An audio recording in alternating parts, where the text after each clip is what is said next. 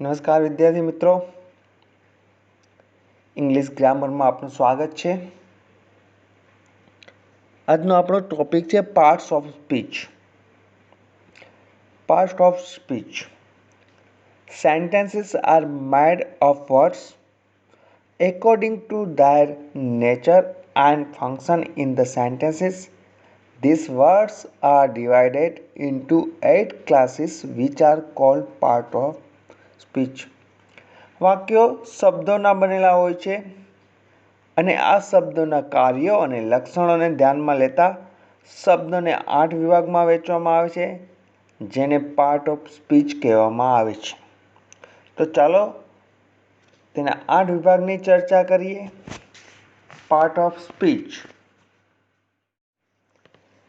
Part of સ્પીચના પ્રથમ ભાગની વાત કરીએ તો નાઉન. નાઉનનો અર્થ થાય નામ કે સંજ્ઞા. The Ramayana and the Mahabharata are the greatest epics of India. English is spoken all over the world. Man is the architect of his own life. તમે જોતા હશો કે જે અલગ કલરમાં લખેલા છે એ શબ્દો કોઈ વ્યક્તિ, વસ્તુ કે સ્થળના નામ દર્શાવે છે, તો તેને નાઉન તરીકે ઓળખવામાં આવે છે. A noun is a word that is used as a name of a person, place, thing or quality. કોઈ વ્યક્તિ, સ્થળ, વસ્તુ કે ગુણના માટે વપરાતો શબ્દ નાઉન છે.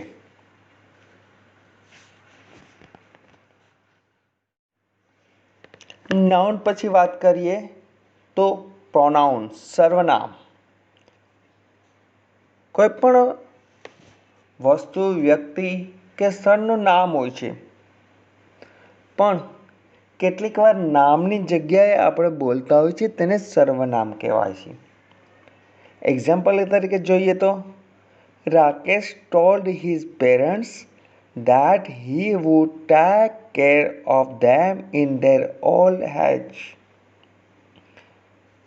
Rupesh will try his best to help you. Mary will never allow you to hold meeting in her garden. તમે જોતા હશો જે અલગ કલરના બતાવેલા છે, his, he, his, you, her, આ બધા નામની જગ્યાએ વપરાયેલા છે, જેને આપણે સર્વનામ તરીકે ઓળખીએ છીએ. The underlined words are used for persons such as Rakesh, Rupesh, Mary. They are pronouns. A pronoun is a word used instead of a noun. નાઉનની જગ્યાએ વાપરવામાં આવે છે. રેખાંકિત શબ્દો તમે જે જોવો છો એ રાકેશ, રૂપેશ અને મેરીના બદલે વપરાયેલા છે. નામના બદલે વપરાતા શબ્દને પ્રોનાઉન તરીકે કહેવામાં આવે છે. એડજેક્ટિવ, વિશેષણ. Lazy people are mostly unhappy in life. Hardworking and sincere people are always become in life. He is very popular among the students. The underlined word qualified the noun. They are adjective. A word which qualified a noun is called adjective. રેખાંકિત શબ્દો જે noun વિશે કોઈ પણ માહિતી આપે છે તે બધા વિશેષણો છે. એટલે એમ કહી શકાય કે નામના અર્થમાં વધારો કરનારને એડજેક્ટિવ કહેવામાં આવે છે. દાખલા તરીકે લેઝી, પીપલ, લોકો પણ કેવા આળસુ. અનહેપી ઇન લાઈફ, જીવનમાં અનહેપી એટલે દુઃખી. તો આ બધા શબ્દો છે જે અંડરલાઈન કરેલા છે એ બધા શબ્દો છે એ એડજેક્ટિવ એટલે કે વિશેષણ છે. વર્બ એટલે ક્રિયાપદ. સૌથી અગત્યની વાત છે જેના પરથી તમે વાક્યના પ્રકાર સમજી શકો છો, વાક્ય કયા કાળમાં છે તે સમજી શકો છો. એક્ઝામ્પલ તરીકે, the sun rises in the East, the police arrest the thief, honey is sweet. The underlined words are verbs. A word which describes the action or condition of the subject is called verb. A verb describes what subject does or what is done to the subject or what it is. એટલે કે ક્રિયાપદ રેખાંકિત શબ્દો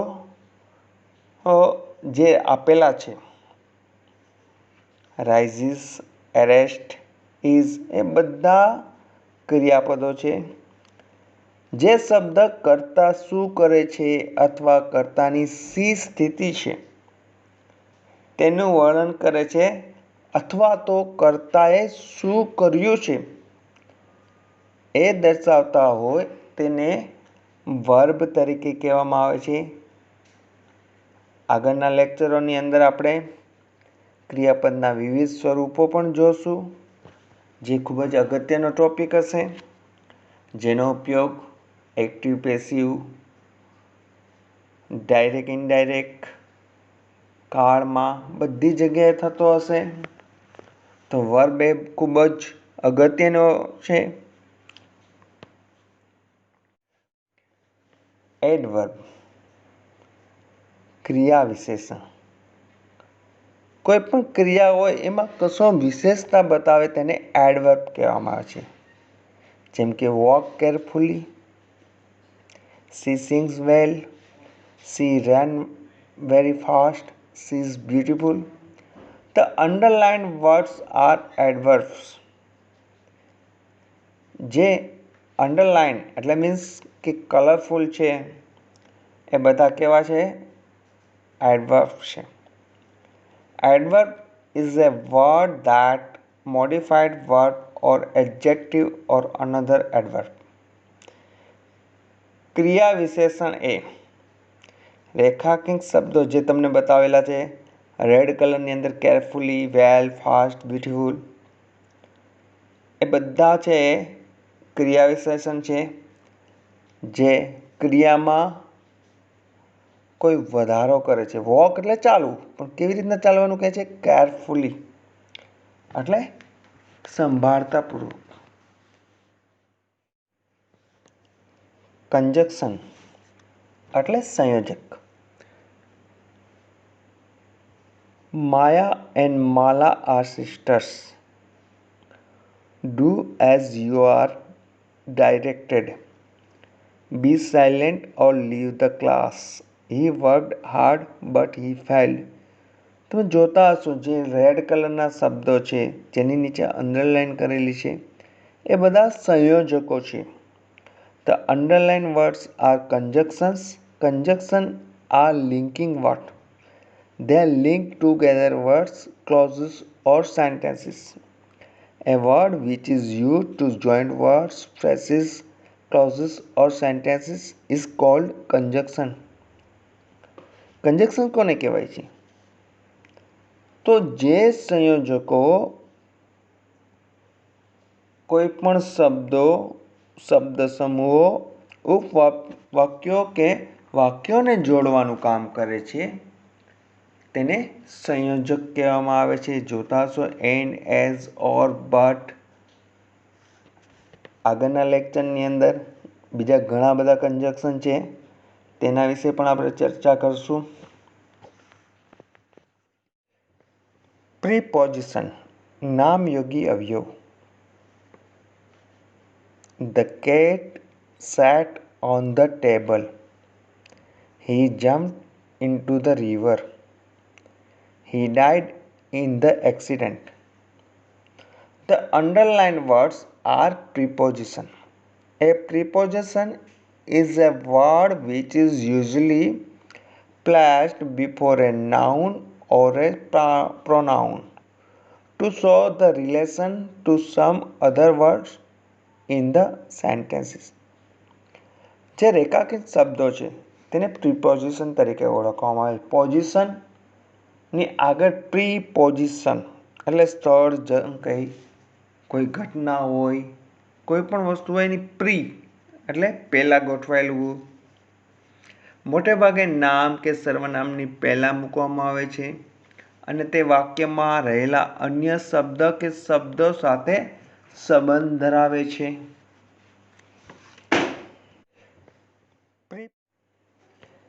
ઇન્ટરજેક્શન ઉદ્ગારવાચક શબ્દ.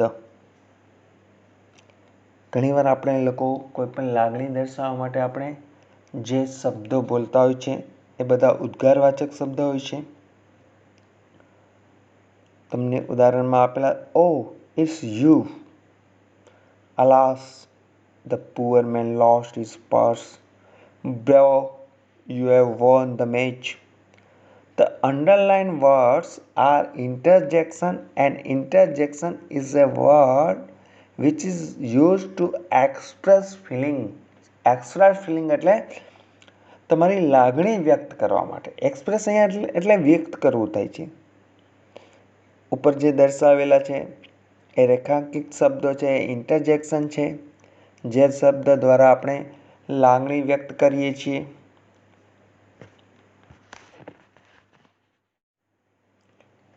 Note: this classification is based on the function of a word in a sentence. Since the function of a word varies from sentences to sentences, the same word may be a noun in one sentence, as an adjective in another, or an adverb in the third sentence. એકનો એક શબ્દ પણ જુદા જુદા વાક્યોમાં નામ વિશેષણ કે ક્રિયા વિશેષણ તરીકે આવી શકે છે. જેમ કે I have observed A fast today. આજે મેં ઉપવાસ રાખ્યો છે. તો એમાં ફાસ્ટ છે એ નાઉન તરીકે છે. જ્યારે બીજું વાક્ય જોઈએ તો he always travels in the fast train. તે હંમેશા ઝડપી ગાડીમાં મુસાફરી કરે છે. તો અહીંયા ફાસ્ટ છે એ એડજેક્ટિવ છે. ત્રીજું વાક્ય જોઈએ તો work fast or you will miss the train. ઝડપથી ચાલો નહીતર બસ ચૂકી જશો. તો તેની અંદર ફાસ્ટ છે એ એડવર્બ તરીકે ઉપયોગમાં લેવામાં આવે છે. It was a fine performance. તેની ભજવણી ખૂબ જ સુંદર હતી. You can not find the innocent. તમે નિર્દોષને દંડ ન આપી શકો. તો પહેલા વાક્યમાં ફાઇન છે એ એડજેક્ટિવ છે, જે સુંદરતા બતાવે, સુંદરતાની વાત કરી રહ્યા છે. બીજામાં ફાઇન છે એ છે વર્બ તરીકે, જે નિર્દોષને દંડ ન આપી શકો તે કહેવાય છે. અહીંયા પાર્ટ ઓફ સ્પીચની વાત થઈ. આપણે ખૂબ જ ઝડપથી અને સારી રીતના સમજ્યા હશો. આગળ જતાં આ ડિટેલમાં ભણાવવામાં આવશે. સાથે એક્સરસાઇઝ પણ આપેલી છે, જે સોલ્વ કરજો.